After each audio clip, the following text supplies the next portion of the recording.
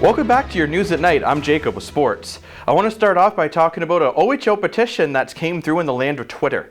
So far, there's been approximately 146 players in the Ontario Hockey League who have signed a petition addressed to the Ontario Hockey League, Doug Ford, and Lisa McLeod saying they want to start playing hockey.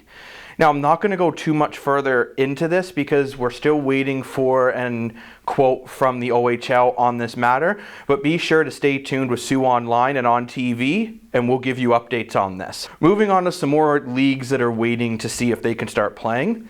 The Canadian Football League, also known as the CFL, released their schedule about a week and a half ago. We talked about it here at News at Night and on 705 Sports. They're still waiting to get full approval from the federal government and the provincial government.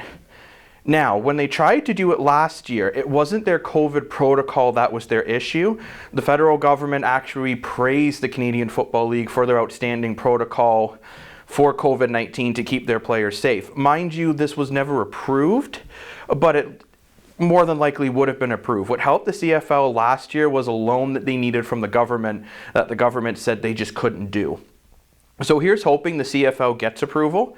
The CFL is basically using the exact same model as the NHL is used here, so I think that also helps the CFL to see the NHL has been in Canada for the season, and they haven't had a single COVID-19 issue.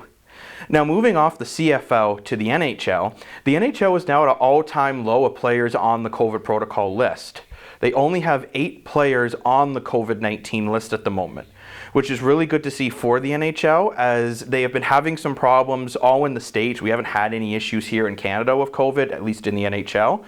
But this is great news for the NHL that they seem to be getting COVID under control. Now, continuing with the NHL, we heard yesterday that Julian was fired as head coach for the Montreal Canadiens. Well, this is the first night that Montreal will be playing the game with their new coach, and there's been a lot of line changes.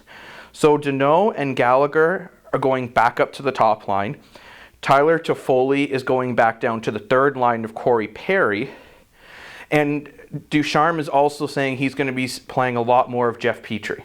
So this will be interesting to see what happens with Montreal. This is something I think Ducharme wants to put his stamp on the team early, going back to a very similar lineup they were using at the beginning of the season where they were having the most success.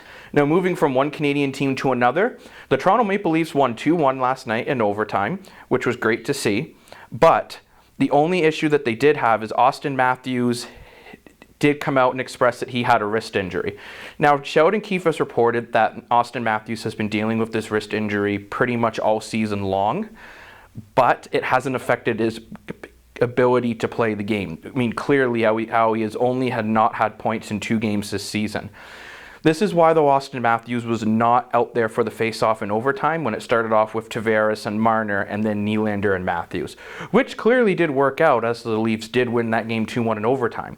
Sheldon Keefe says that Austin Matthews will still be good to go Friday and he shouldn't be slowing down whatsoever at the pace he's been playing this season. Now let's move off the Maple Leafs and head over to the Toronto Raptors. We go from one team in the 6 to another team in the 6. Kyle Lowry is rumored that he might be being traded. As we reported a few weeks ago, Kyle Lowry's house has gone up for sale in Toronto.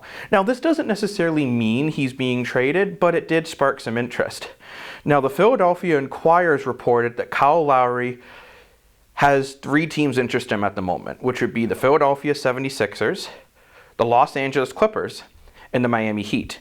Now, I realistically only see him going to 2 of those teams, which would be either the Philadelphia 76ers, as Kyle Lowry is from Philadelphia. I know it's always been a dream of his to play in Philadelphia, as, you know, he was born there, kind of like for anyone they want to play for their home team.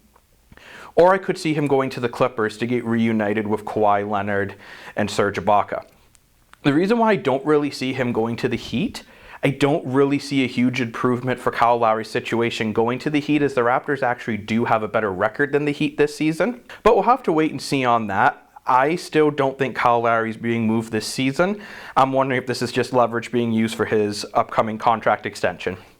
Well, that's everything I have for you today in sports, but don't go anywhere. Colette will be right back with more news right after this.